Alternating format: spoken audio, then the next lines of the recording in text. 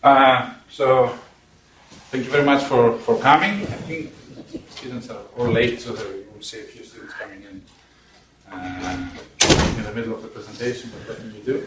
It's my pleasure to announce Lu Wei. He's a candidate for one of the faculty positions with the UTC Institute for Advanced Systems Engineering and also with the Electrical Engineering Department.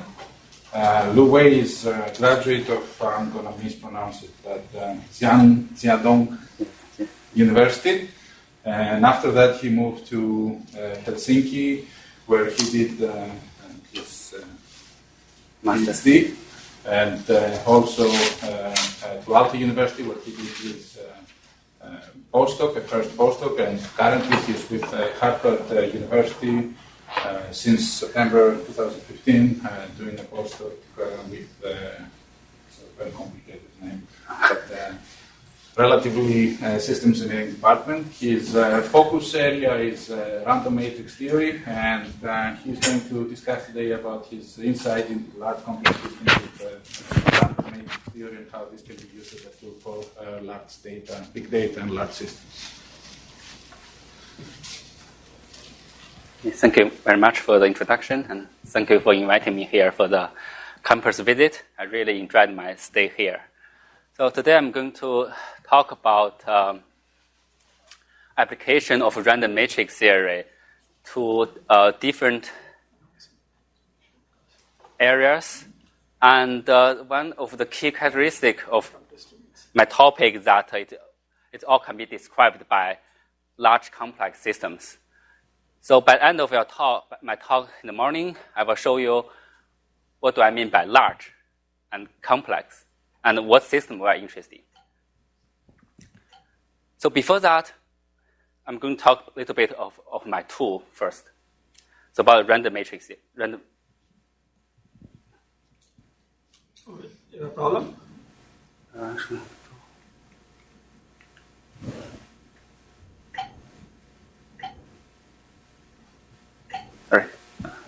Sorry about that.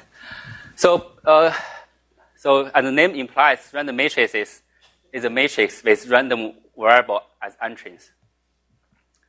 So maybe it's good to start with a brief history of random matrix. So random matrix came first in the mathematical statistics in the study of basic, very simple sample covariant matrix. So, for example, you have a matrix X consists of m variables and n samples. So, if you're assuming that the entrants of the matrix S are Gaussian, then the covariant matrix follows so-called V-sharp distribution for finite m and n. And this is in the finite scenario. So modern random matrix theory was the beginning of that is considered to start from Eugene Wigner's paper in Annals of Mathematics in around 1950. There, he considered instead of a matrix X, he considered a symmetric matrix, and studied the eigenvalue behavior when the dimension of matrix is large, because that was for the application in statistical physics, where the random matrix describes the energy level of a certain particle system in nuclear physics. Their interest is that what the statistical description when the dimension is large. So the eigenvalue was what is found that is trapped in a semi. One arbitrary distribution is trapped in a so-called semicircle shape, and no eigenvalue outside this support. And then there's a Matricos law, which means that assuming m and n both go to infinity, and with their ratio being fixed, for example, c, And what's the eigenvalue or singular value distribution of this sample covariant matrix? And under this asymptotic regime, it turns out that the eigenvalue of 1 point density follows Matricos law. Here, you see that it's already in the large dimensional regime. That's what I mean by large system, because not only we are considering sample size infinity, we're also considering number of variables also goes into infinity. That's what's different to the classical asymptotics when M is fixed. So that's how high dimensional regime, and it's the interest of my research.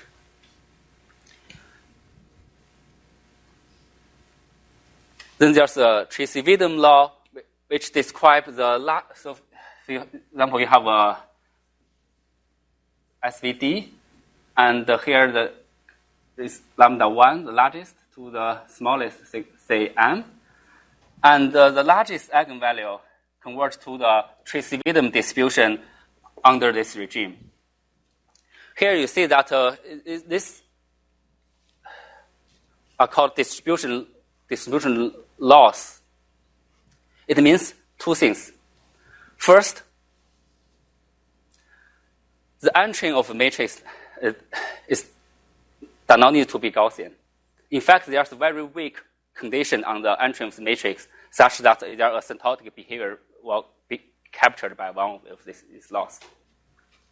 The second thing this implies is that the model it will consider is not limited to, say, the largest eigenvalue of this matrix. In fact, for the largest of a certain correlated particle process, it will always converge to the Tracy-Widom law. So that's a very interesting aspect of random matrix called universality. So it's irrespective of what model you consider, and also irrespective of the entry. So it does not need to be Gaussian. It can be arbitrary. It's just very From the central limit theorem, no? Well, this is kind of a central limit theory for strong couple system, because you see that this random, or even though you can assume that the entries are independent, their spectrum, their singular value or eigenvalue are strongly correlated, as I will show why it's called strongly coupled system, because they are interacting each other in a very complicated way. So this kind of analogy of central limit theory to the strongly correlated variables. And so far, I'm talking about is we can say it's an equilibrium system, which means a system could be described by partial differential equations. But very recently, there's a very interesting area. It's called KPZ universality class, which KPZ stands for the original author of Kada, Paris, Zhang. There, instead of considering an equilibrium system, they consider a system that was described by a stochastic differential equation driven by a white noise in space and time. And this KPZ describes a large number of phenomena in nature. For example, in the growth of crystals, and also in bacterial colony growth, even in paper burning fronts. So if you burn a paper, and you will see that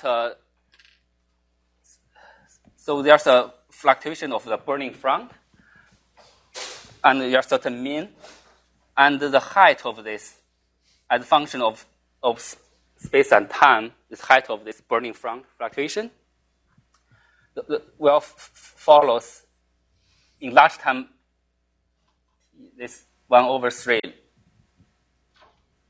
fluctuation. And interestingly, it is found that for a large class of growth models, this exponent is universal. So it's always like this 1/3 growth. Nobody knows why, but still it is so-called universal class. But this direction hasn't been applied much in the applied area. But I do hope that in the future, KPZ models could be used for more implied science. And by the way, this KPZ differential stochastic was only recently solved, I think, in 2013 by Martin Heyer, who solved that,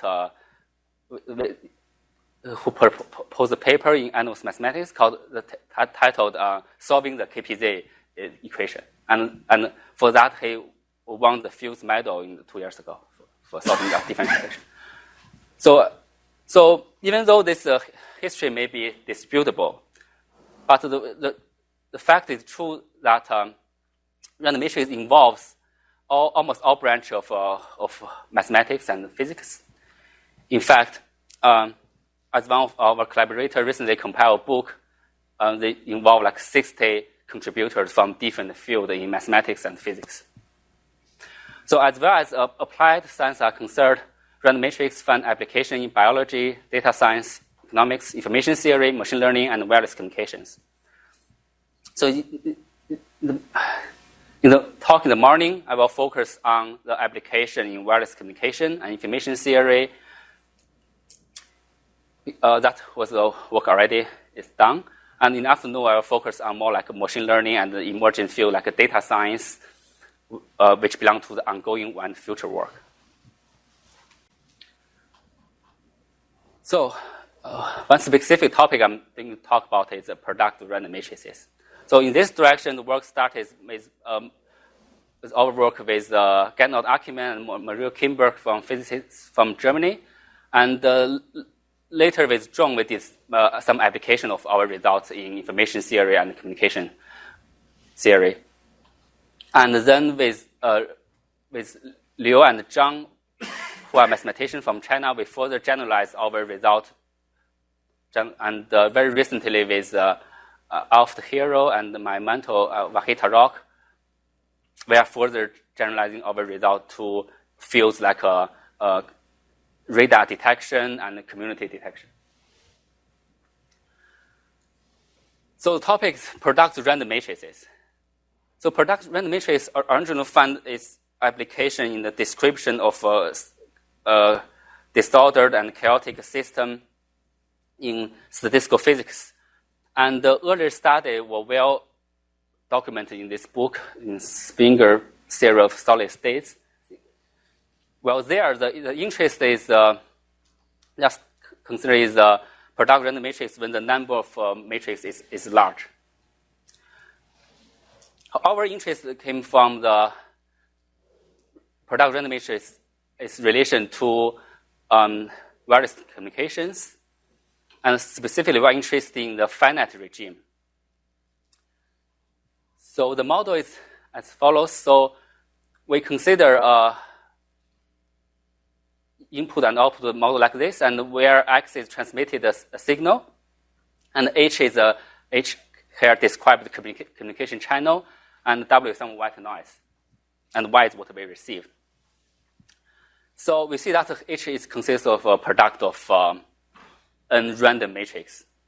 And this actually describes a communication channel as shown here in the picture below.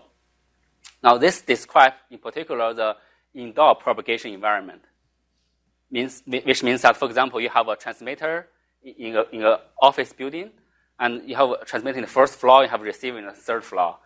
And in between each floor, it's because we have enough scattered, we assume each floor is described by a rich scattering environment, which is described by a complex Gaussian matrix. And the end-to-end channel equals the product of all the random matrix from each layer. So Ralph Muller, in fact, validated this model by some real-world experiment that this is indeed a realistic model. But in order to study the capacity, the fundamental performance of this channel, one would need to know the singular value distribution of H, assuming that each component each of them are independent Gaussian matrix. So in original paper, they only consider like a asymptotic property of this singular value distribution. They don't really have a detailed analysis. And as a first step, well, because even though singular value distribution is not known, but this its eigenvalue distribution are known, well known, and we use a general relation between singular value and eigenvalue to give a bound to this system. However, the real problem is still to know the singular value distribution of this matrix H. Well, we are not completely hopeless because in the simplest case, when n equals 1, we know that this is a well-known V-shot Lagrange ensemble whose singular joint density is given by this form. So this is joint density of the M it's squared singular value, so it's eigenvalues. And this is so-called determinantal point process. If the joint density could be described by a determinant product determinant and also by some independent weight function. So you see that this is an example of what I mean by complex system. Because each of the particles, each of the points, at the points on a real line, they are interacting with a very complicated manner. So for example, you cannot factor 2 lambda here from the joint density. Their interaction is recorded in a very complicated manner. Namely, each element is interacting with anyone else. What is What it are K and J in the right-hand equation? mean? So it's the dimension. So sorry about that. The determinant of dimension, for example, M and J K goes from 1 to M. So that spans the determinant. I don't understand. Sorry about.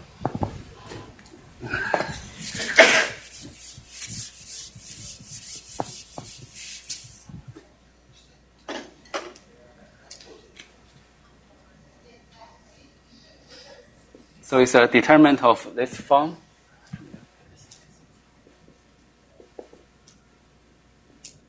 Or JK goes from 1 to M. Yep.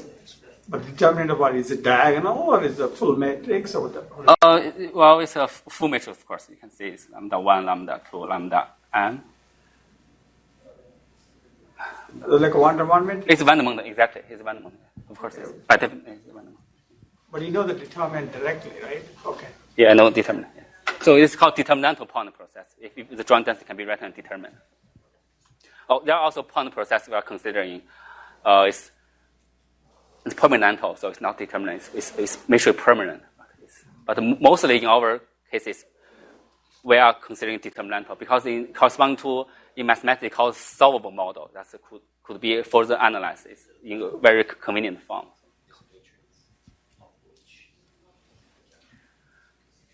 Okay, so what we found is that for the n-arbitrary, well, we found that this still follows the determinantal point process. But here, the f function is much more involved function other than a single element here. And for n-arbitrary, it is so that it follows some so-called Mayer G function. Never mind about this definition. So the important thing is that this system is still, in my notation, is a complex system. Namely, the interacting is still in a determinant manner. Okay. So after this result receives quite some attention in mathematics and the physics community, because before that it's not even known this model is integrable. Namely, there exists the joint density for this particle system. But for our focus, after that, this work with Ackermann and Kimberg, and did quite. So in the same paper, we studied the expected value of log function. This of course log means some entropy. So this is actually the Gaussian mutual information of the system we considered here. So.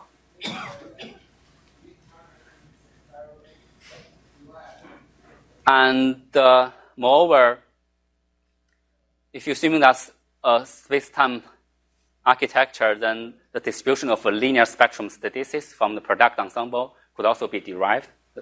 So here we consider the mean, and in this paper we consider the fluctuation, namely the variance of this random variable, could also be solved. And very recently, for the double scattering channel, which means that it only consists of two products, and the fluctuation of the mutual information could also be solved. But here in this case, we need to use some other tools than random matrix theory. Basically, it's we use tools from free probability theory.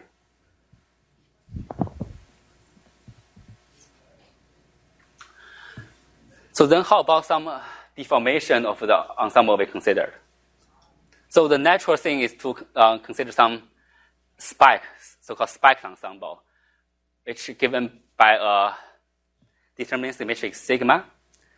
And this models, for example, the antenna correlation of the wireless system. And this is a deterministic matrix, and it's in fact the natural generalization because this is a sample covariant matrix. And because all the components are Gaussian, so we can, without loss of generality, we can write a sigma as a diagonal matrix. Here, and this sigma are called spikes. So there are some constants that will drag your spectrum away from the previous ensemble. So it's called spikes.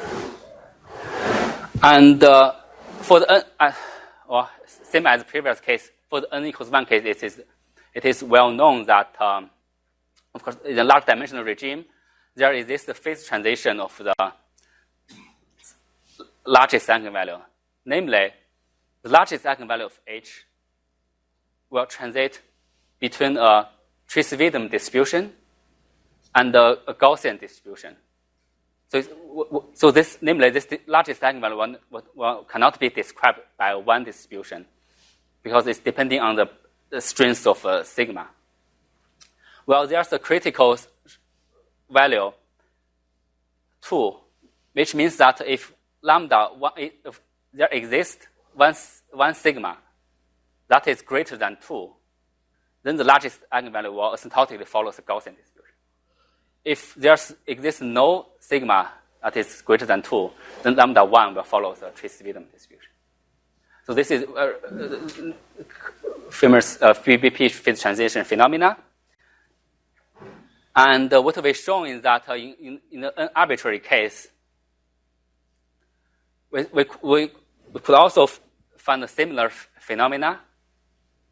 So lambda 1 also have the BBP phase transition, but the critical value is different. The critical value is n plus 1.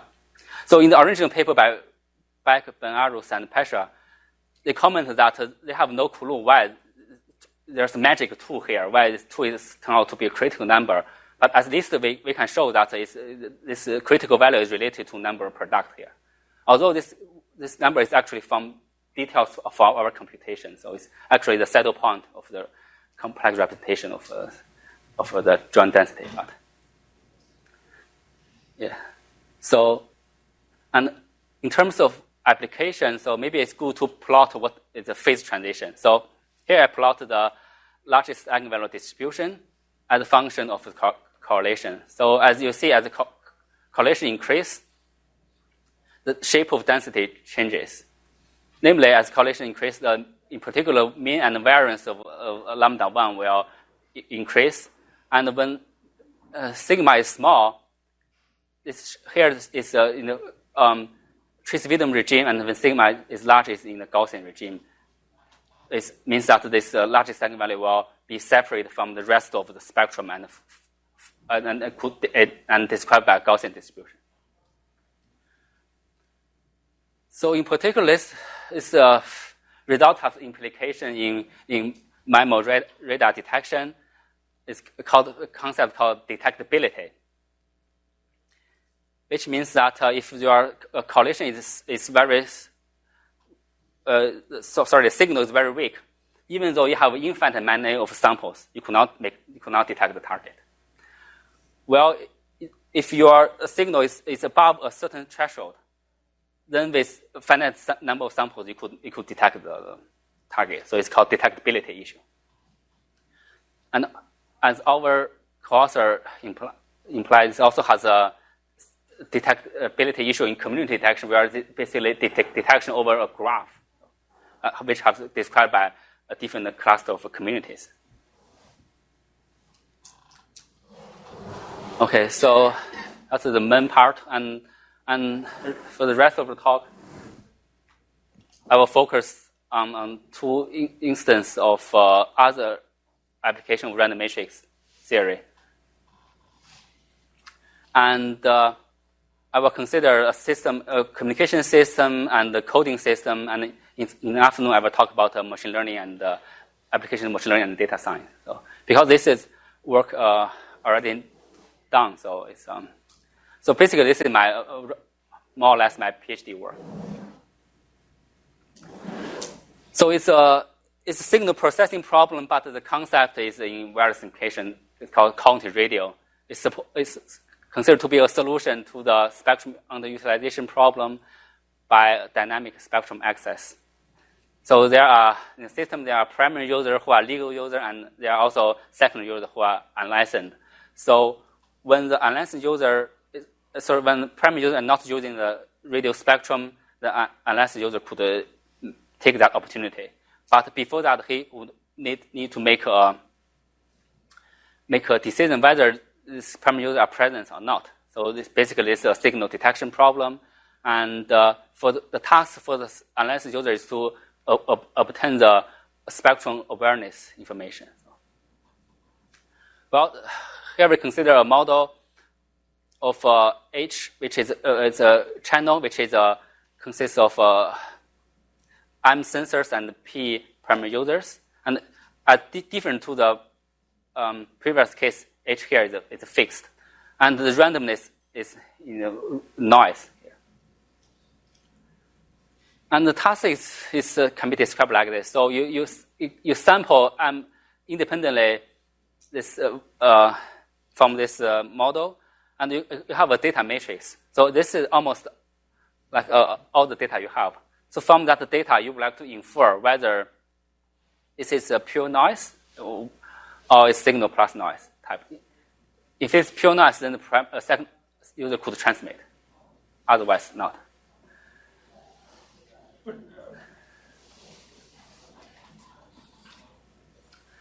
So depending on the assumptions, you may also need to assume that in addition to have this data, you all need to have some independent data from noise, so depending on assumption, as I will show.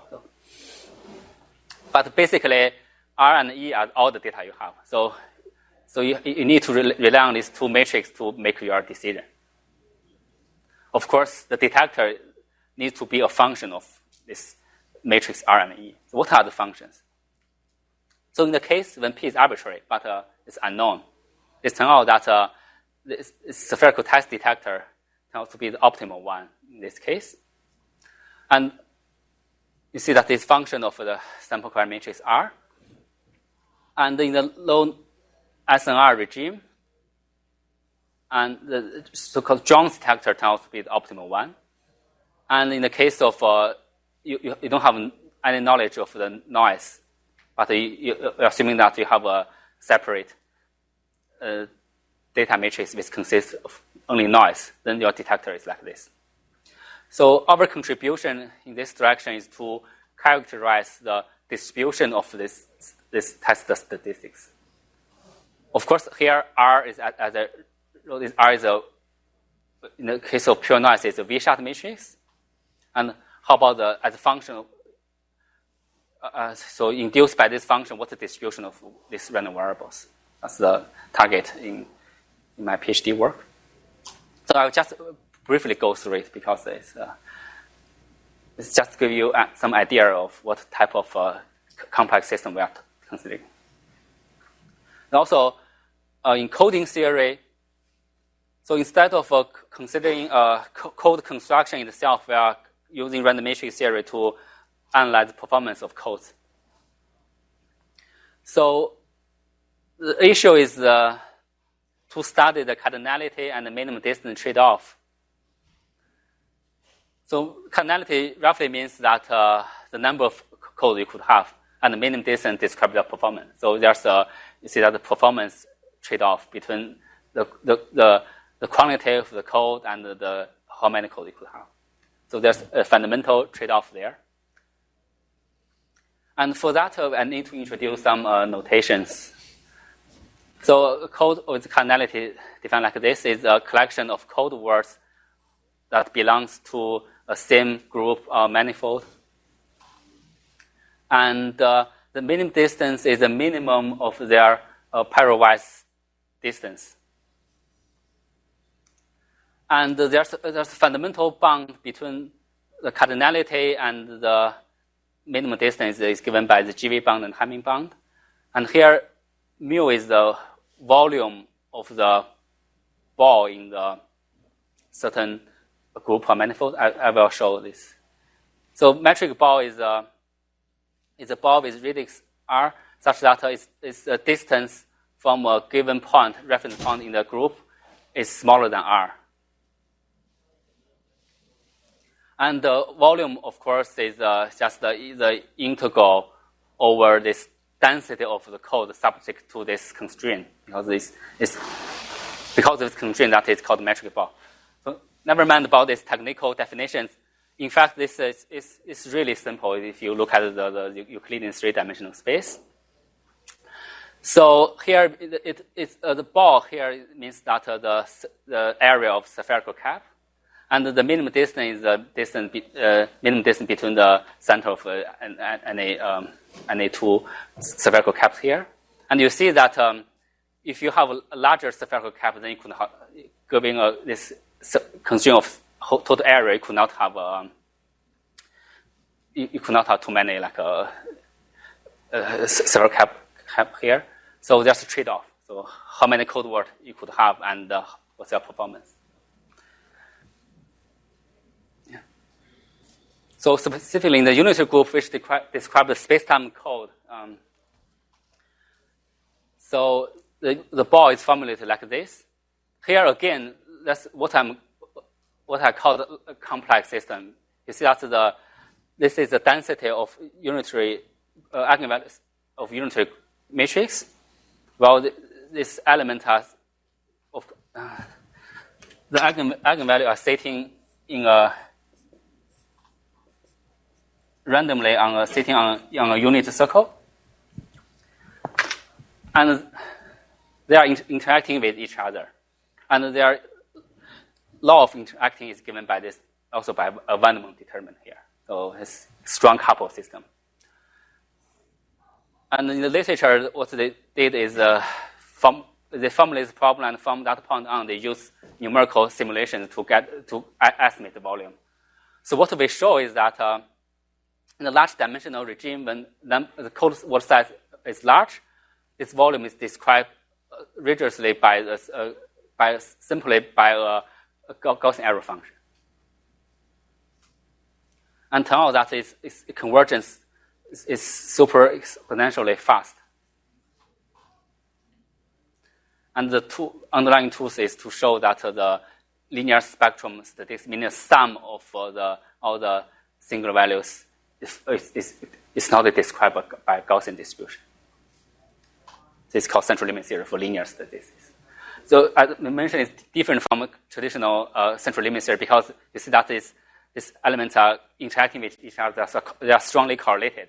So, but still, we show that it follows Gaussian distribution as n is large.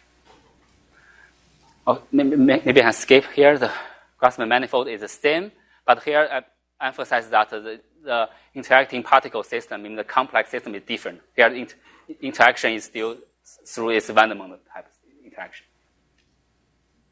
And we show that in large dimensional system regime, this volume is given by also by a Gaussian error function.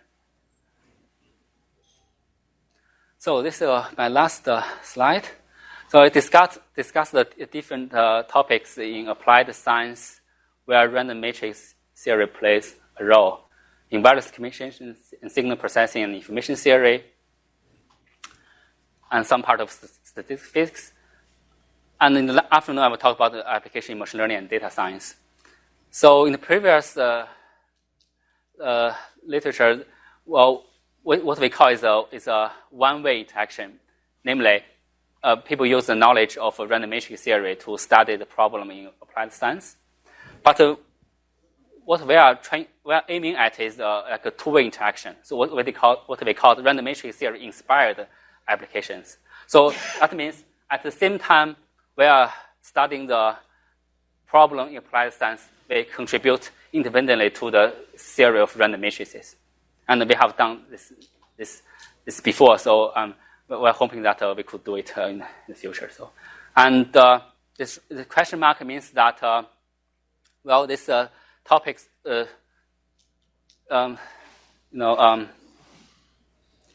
the popularity of the topic do scale with the time differently. But I hope that my knowledge of random matrix theory will cope with me well with the next challenge, applied science. Thank you very much.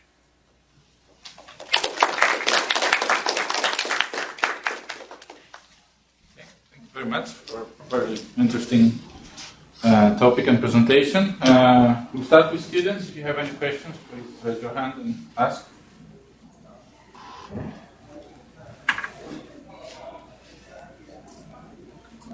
Krishna? No? Yeah, maybe you could explain how you plan to do this machine learning and data science.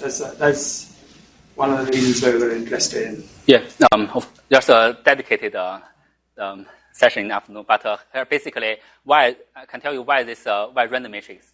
Because, for example, in privacy in data science, well, if the one makes a query to a database and database sends the data, but the database sometimes won't want to say the true data matrix. They want to send a randomized one. Because this data sometimes contains private information about individuals. So they send them a randomized one, but the database makes sure that there are certain distance it could control from the randomized one and the true one. So because the randomized is a random one, it's a random matrix. For example, if your data is described by a data matrix, that's why random matrix comes into this picture. Data privacy and security. Yeah. Question. You focus mostly on eigenvalue distribution. Yeah, for Hermitian system. So it's real. So yeah, we also do some eigenvalue for the complex eigenvalue on the complex plane. But most of the time we are considering the real line. So the points are on the real line, not on the full unit. The complex. Real eigenvalues. Yes. Really, mostly. Yes, for Hermitian. The question I have, is it sufficient then just looking at the eigenvalues to characterize the behavior? Because yes, of course the eigenvalues are important, but the eigenvectors might be. Yeah, that's a good question. Yeah. Yeah. In some cases, in turns for detection problem, the eigenvector turns out to be is very important. But well, for the system we consider, we could formulate that it's invariant, so it's independent of the eigenvector. But for exactly because of Gaussianality assumption. But yeah, you are right. For many applications, they do care about eigenvectors. But the behavior eigenvector is more complicated. But still, this could be one of my research directions that could explore the knowledge of eigenvectors. But indeed, it's very useful depending on the applications.